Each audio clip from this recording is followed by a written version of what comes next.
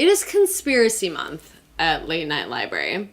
So we decided to read a book about the Roswell UFO crash. I chose this one because I read that the author Kal K. Korff, I mean, his initials are KKK. Let's just point that out. I read that he has written other conspiracy books. So I was like, okay, this guy knows what he's talking about. Like, he knows how to write conspiracy. So we're going to read this book. I was very surprised to find that this is actually an anti-Roswell conspiracy book. What I think is really interesting is why the people wanted so badly to believe that it was aliens. Like, this, we wanted this to be true. I mean, why was that? I had the pleasure and privilege when I was in college as a film student to take a science fiction films class, which was probably my favorite class that I took. And it was split into two parts. The first part was like mid-century science fiction. And the second part was 1990s or like 80s, 90s science fiction. So the clear line was always that people were extra paranoid post-World War II, which they had a right to be. And it was sort of this like overemphasis of the other and fear of the other and the outsider. And so all of that fear translated into imagining all of these things, these threats, these unrealistic threats existing, which resulted in a lot of really good science fiction like the War films. Of the Worlds and well, that was a radio play, and well, no, that was pre. I'm totally wrong on both counts. No, I was thinking of The Day the Earth Stood Still. The Day the Earth Stood Still. Yeah. Oh, Invasion of the Body Snatchers. Invasion of the Body Snatchers. Yeah, that's actually still really scary to me. Well, and that's kind of like the fear of communism a little bit too. Right. Like Stephen King like thinks that. Yeah, the fear of being taken over mentally. Yeah, and well, that one's really scary because you can't go to sleep. You know, so it's a little bit like Nightmare on Elm Street. And it also doesn't resolve itself in the end, which is really scary. That's a movie that's interesting, too, because it was remade at various times. Like, it was remade in the 70s and then in the 90s. Yeah. The 90s one is crap. But you can kind of trace, you know, the way it was remade in different times to kind of see what people were concerned with at that moment. But in the Stephen King book, Danse Macabre, there's like this great... He opens talking about going to a movie theater when he was...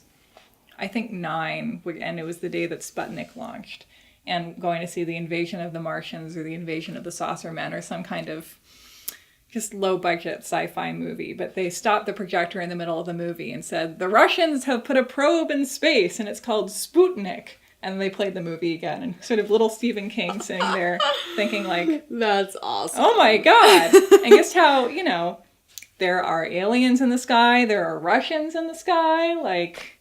How do we save ourselves from, you know, the sense of Americans being preyed upon? And if we let up our defenses for a second, then we'll become communists suddenly somehow? Yeah. Well, okay, so let's get back to the original question.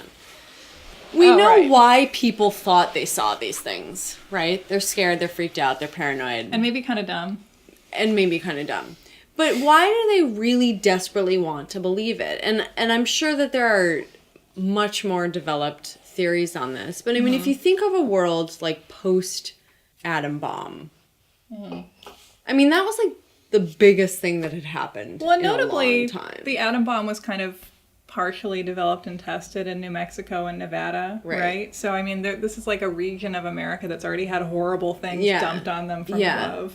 You know, if you can live in a world where something that horrible can happen and exist, you know, I wonder if it's just like this desperation to believe in something outside this world, you know? And even if you, like, are a religious person, like, I wonder if there was somewhat of, like, a loss of faith after that point. Yeah. You know? And seeing, like, what horrible things, you know, humans could do to each other, what things Americans could do.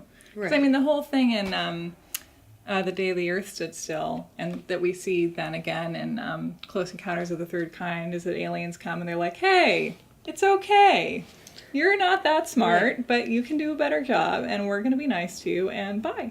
Right? Which is, I mean, maybe the scariest fantasy of all, because it means we acknowledge that we're not in control, and that if it comes down to a conflict between us and the aliens, we aren't unimpeachable. Like, maybe we're not doing that great of a job as Americans. And with Roswell, it seemed like that played into it, because a lot of people talked about seeing a wounded alien, and it's like, what did they do to the alien? Are they exploiting the alien technology to like reverse engineer all the technology that we've had in the last 50 years, which some people think, and like fear that the government is mistreating this alien?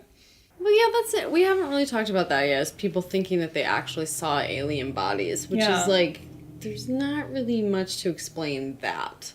I mean, like, what did they see? What did they think they saw? And I think it probably comes down to like people wanting to see them badly enough to say they had seen them. And then if you tell the story enough, I mean, we all know our memories are malleable, kind of coming to believe that you had seen an alien. Right. Like if I made up a story in which I saw an alien, especially if I was kind of like retconning it in like 30 years later, then I would slowly start to believe I'd seen it, probably. Yeah, totally. But what's interesting is that they're, you know, the items they saw that they thought were parts of a spaceship were actually there. Mm-hmm. They were parts of Project Mogul. But like, what do you see that you think is an alien body? And there wasn't, maybe this like was a clearly shadow? not like a highly populated place. So like, you know, it's not like there was people lying around. But once you've decided it's a saucer, you have to decide it's a manned saucer. Yeah. So then, you know, you say, well, maybe I didn't see it. Or maybe, like, years later, you know, they could say, I didn't think I'd seen it, but I'd repressed the memory, and here's what I saw. Because there's a lot of stuff that's come up with, like, repressed memory therapy. People thinking they saw things and then convincing themselves that they saw them, that they didn't believe. That's another kind of conspiracy thing, like the whole 80s thing where, you know, people thought there were all these satanic cults everywhere and, you know, all the Satanists were torturing children. And then people had this repressed memory therapy where they suddenly recovered memories of, like, having to go sacrifice a goat in the garage. And people I did that. Yeah, but that was my 80s. choice. That was for fun. The 80s were a crazy time. Yeah, crazy time. Yeah. It's interesting that they thought they saw dead aliens. Because why, if you're making something up, can't you just say that you've seen live aliens? Maybe that made them feel safer? Yeah. Or like, maybe it means that they kind of thought their government was doing something sinister. There's something really sad about a dead alien. Let's talk about the alien autopsy, which I was not video. I was not allowed to watch the special about that came out in the 90s because it was too scary for me. But I remember when it came out and all the publicity about it, and I remember feeling about it the way I felt about like those PBS specials about the Shroud of Turin, where even as a fairly young child, I was like, you know, 9, I think. I was like, well, that's probably not true. But then I was like, but what if it is? And the actual physical presence of it is creepy enough to kind of annihilate your critical thinking. Like, the Alien Autopsy, if you haven't had the pleasure of watching it, is a really good film, or whatever we're going to call it. Like, it's not that convincing, and he does a good job of talking about, like, all the stupid mistakes they make in it that you wouldn't do in an autopsy. So Scully watched this, Scully having done many autopsies. She would tear it the fuck apart. Yeah. But, I mean, seeing it as a kid who has not done autopsies yet, you know, it's not that it's convincing, it's that, like, it's convincing enough in the way that it's filmed is just sort of spooky. You know, it's this, like, very spooky-looking alien being cut into by guys in, like, Devo suits. Yeah. Like, it's just... It's creepy, and then if something's creepy enough, then maybe we kind of want to believe it. Yeah. But, yeah, what do you remember about the Alien Autopsy? Have you watched it? I've watched it. I don't know if I watched it when it was during this I watched it last year, because I decided I was finally brave enough at the age of 24. Maybe we'll link to it on the website. Yeah. Yeah. We should do that. But, yeah, so it's just... Watch at your own risk.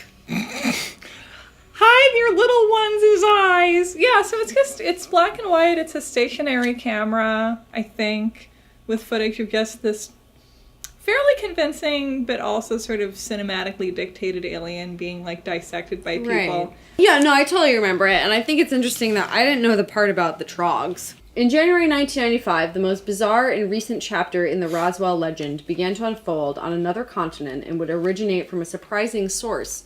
A rock and roll star, with an exclamation point in the middle of the sentence. Reg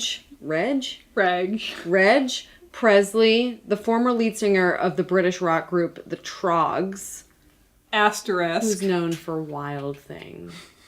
Just in case you're reading this and you're like, I cannot continue until I know what song they did. That's going to bug me. That's just KKK being like, Hey, let me just tell you in case you don't know, they were the ones who sang Wild Thing. And you're like, oh, I believe their theories about aliens more than if they'd written 96 tears. Reg Presley was being interviewed on the British Broadcasting Corporation's morning talk show, Good Morning with Ann and Nick. Who the fuck has heard of that? Why can't he say BBC? We would know what that was. Yeah, when he made a startling announcement, Presley, who has a passionate interest in the subject of UFOs and so-called crop circles, claimed that he had just recently viewed motion picture footage of an actual autopsy being conducted on one of the aliens from the 1947 Roswell flying saucer crash! ! This reminds me of that time in the 80s, maybe the early 90s, when Charlie Sheen somehow got a copy of that video. It's like a Japanese horror kind of softcore movie called The Flower of Flesh and Blood,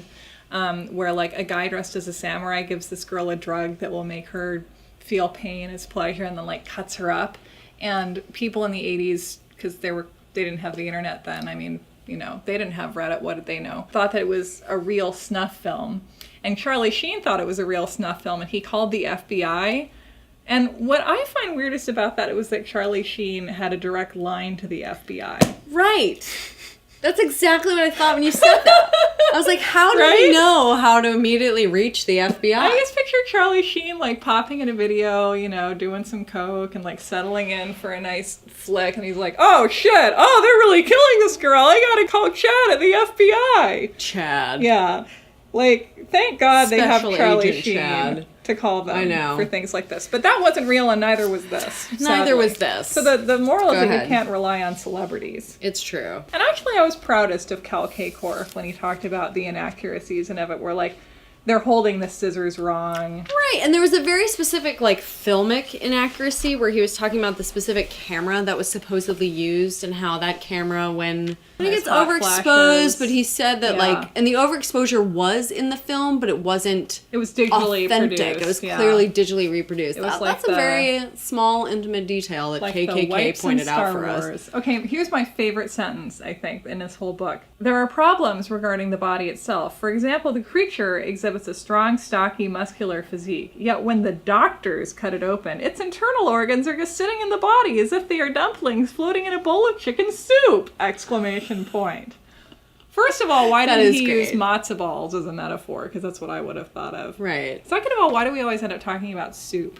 So he talks about how they put the organs in metal trays instead of glass jars, and how the table doesn't have a block that would elevate the chest. It's just sort of flat. So things Scully would notice. That's a good part. The other nice thing about this debunking is that it's clearly kind of a postscript, and it really only goes on for like 2 pages, which is nice. And he talks about how they had it as a TV, you know, the guy who made the film claimed to have found the film, sold it to some guy. It was going to be a TV special like Geraldo opening Capone's vault, but with, you know, full of organs floating like dumplings, whereas Capone's vault had nothing in it.